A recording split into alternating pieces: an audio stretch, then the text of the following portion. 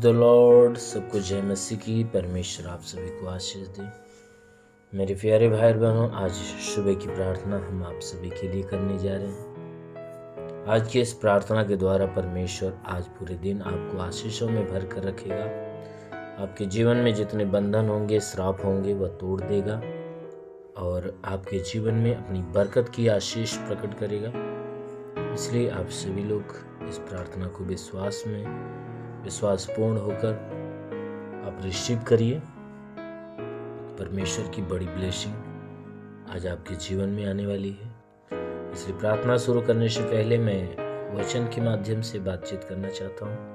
आइए पहले वचन को देखते हैं। इब्रानियों की पत्री अध्याय 11 वचन 6 से। इब्रानियों की पत्री अध्याय 11 वचन 6 से। आइए देखते हैं।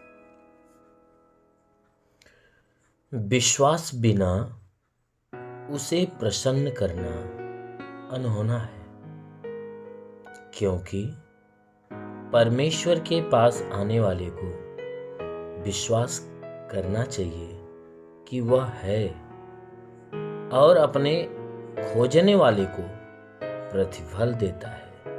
आमीन, हालेलुया। मेरे प्यारे भाई बहनों, यहाँ परमेश्वर का वचन हमें बताता है, जिसमें परमेश्वर का दास पौलुस कहता है हे मेरे भाइयों, यही मनुष्य की संतानों, सुनो। कहता है विश्वास बिना उस परमेश्वर को खुश करना अनहोनी बात है। कहता है बिना विश्वास हम उस परमेश्वर को खुश नहीं कर सकते, क्योंकि हमें परमेश्वर को खुश करने के लिए उस परमेश्वर के ऊपर विश्वास करना होगा। कहता है कि जो परमेश्वर स्वर्ग में विराजमान है, उसका वचन कहता है कि विश्वास करने वाला जो होता है वह अनंत जीवन को प्राप्त करता है, परमेश्वर के प्रेम को प्राप्त करता है।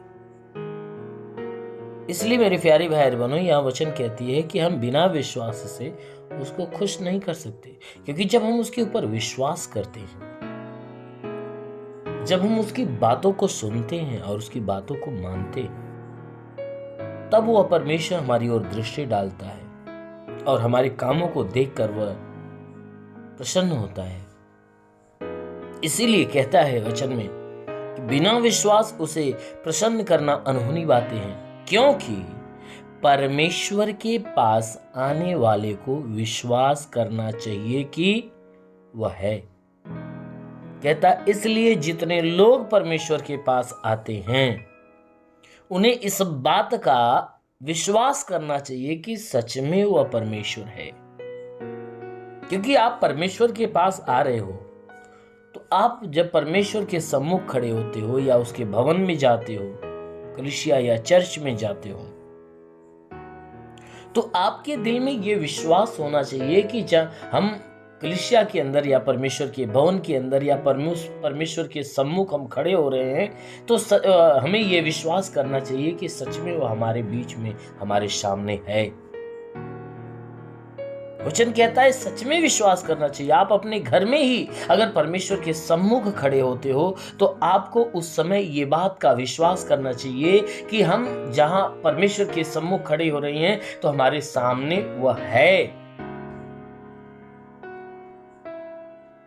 जब हम इस बात का विश्वास हम करते हैं कि हमारा परमेश्वर हमारे सम्मुख, हमारे सामने है, हमारे बीच में है, हमारे सामने खड़ा है, जब आप इस बात के ऊपर विश्वास करोगे और विश्वास करके महसूस करते हो, तब वह परमेश्वर खुश होता है। और बाइबल बताती है कि जब हम परमेश्वर के प्रति इस बात का विश्वास करते हैं कि हाँ सच में हमारे पास है, तो परमेश्वर हमारे इस विश्वास को देखकर खुश होता है। यानी अपने इस ऐसे लोगों से वह खुश होता है और स्वर्गीय भंडार से वह उसके बदले में प्रतिफल देता है। क्योंकि जितने लोग परमेश्वर के खोजने वाले हैं, पुकारने वाले हैं, ढूंढने वाले हैं, परमेश्वर उनको स्वर्ग से प्रतिफल देता है। इसलिए मेरे प्यारे भाई, उस परमेश्वर के ऊपर विश्वास करिए और ये विश्वास करिए कि हम उस परमेश्वर के सम्मुख हैं तो हमारे पास है, हम उससे मांग रहे हैं तो हमारी बात सुन रहा है। जब हम उस बात पे विश्वास करते हैं, उसकी बात को सुनते हैं, मानते हैं और उसकी आज्ञा का पालन करते हैं, तो सच में वो हमें स्वर्गीय भंडार से बड़ा प्रतिफल देता है। आमीन, हालेलुया। इसलिए मेरे प्यारे भाई बहन, आज के वचन को यदि आप सुनकर उस परमेश्वर के ऊपर विश्वास करोगे कि इस वचन के द्वारा, इस शब्दों के भीतर परमेश्वर आपके कानों के द्वारा आपके मन में, आपके हृदय में, आपके भीतर आ रहा है, अगर आप इस बात का विश्वास करते हो तो जरूर है कि आज का दिन आपके लिए आशीष से भरा है।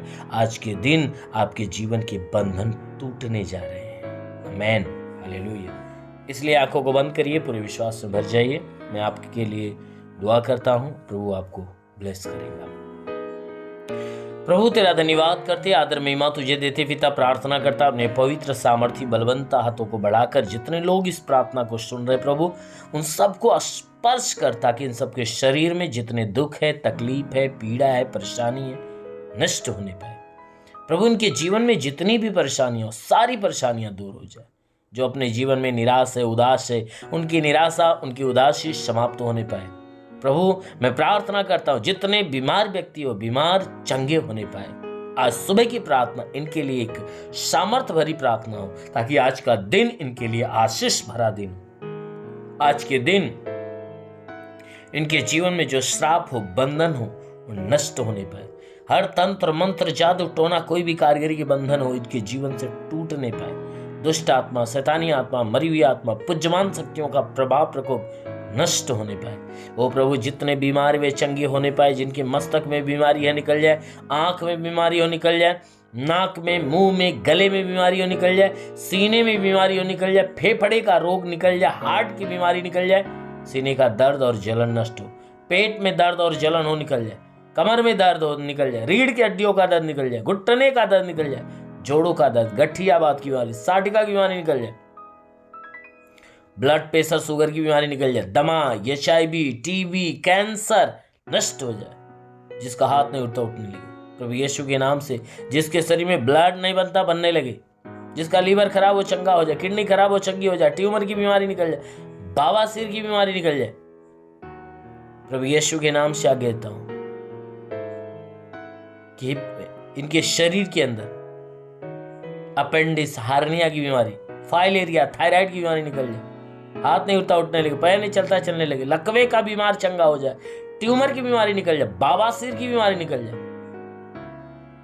प्रभु यीशु के नाम से आगे था, जिसके पास संतान नहीं, संतान मिले, संतान की आशीष मिले, उनका गर्भ फलवंत हो जाए। जिसके शरीर में दुष्ट आत्माएं निकल जाए, दुष्ट आत्मा इनके शरीर, इनके प्राण को छोड़े और निकल जाए। वो महान परमेश्वर में प्रार्थना करता पिता, इनके घर में, परिवार में आशीष दे। इनके बच्चे, जो बच्चे वाले, उनके बच्चों के जीवन में आशीष दे। हाँ मेरे प्रभु, इनके कमाई के क्षेत्र पे आशीष दे, ताकि इनके रोजी रोजगार, काम धंधे, बिजनेस, व्यापार पे आशीष दे, बढ़ोतरी, बरकत हो। जिसके पास रोजगार नहीं, रोजगार मिले, नौकरी नहीं, नौकरी मिले, जो गरीबी के श्राप से छुटकारा पाए, जो कर्जा में, उसका कर्जा अदा हो जाए। जिसके पास घर नहीं है, उसको घर हो जाए, चलने का साधन नहीं, चलने का साधन हो। मेरे महान परमेश्वर, हम प्रार्थना करते पिता, तू अलौकिक काम करने वाला प्रभु है, भारी आशीष के द्वारा इन्हें ढांप ले मेरे पिता। हे परमेश्वर, मैं प्रार्थना करता हूं कि जिनके जीवन में कोई बंधन है, आज बंधन टूट नहीं पाए, श्राप है, श्राप खत्म होने पाए। प्रभु जितने लोग इस प्रार्थना को सुन रहे हैं, इनमें कोई पढ़ाई लिखाई करने वाला तो पढ़ाई लिखाई के क्षेत्र में आगे बढ़े, जीवन के लक्ष्य को पूरा करे, जीवन में सदैव तेरे मार्ग पर चले। हे परमेश्वर, हम प्रार्थना करते हैं कि हे परमेश्वर, जो एग्जाम देने वाले, उनकी एग्जाम के क्षेत्र पे आशीष दे, ताकि अच्छे अंकों से पास होने पाए। जो सेवा करने वाले, उनके सेवकाई के क्षेत्र पे आशीष दे, ताकि उनकी सेवकाई बढ़ने पाए। हाँ मेरे प्रभु, मैं प्रार्थना करता हूँ, हर एक को आत्मिक ज्ञान, आत्मिक बुद्धि, आत्मिक दान, आत्मिक वरदान से भर दे, ताकि पवित्र आत्मा के अभिषेक में होकर जीवन जीने पाए। इन्हें आत्मिक ज्ञान, आत्मिक बुद्धि, दान, वरदान प्राप्त होने पाए। ओ प्रभु, मैं प्रार्थना करता हूँ कि इन्हें पवित्र आत्मा की सहभागिता में भर दे प्रभु, ताकि आत्मा की अधीनता में जीवन जीने पाए। ले रिगालाबा सोंदुलुरबा साखालावंदे ले रे रबा शेखे रेंदे सोंदुलुरबा। महान परमेश्वर तेरी महिमा की सामर्थ्य के जीवन में काम करे, और हर कोई तेरी महिमा को अपने जीवन में महसूस करने पाए। हाँ मेरे महान परमेश्वर, मैं प्रार्थना करता तेरी सामर्थ्य तेरी आत्मा की सहभागिता, तेरी आग इनके जीवन में उतरे और सारी बीमारियां, सारी समस्याओं को नष्ट करने पाए। हाँ मेरे महान पिता, तेरा साथ इनके साथ, तेरा हाथ इनके सर पे बना दे, अनुग्रह शांति से भर दे प्रभु यीशु के महान नाम में मांगते हैं, आमेन। परमेश्वर आप सभी को आशीष दे। God bless you. धन्यवाद।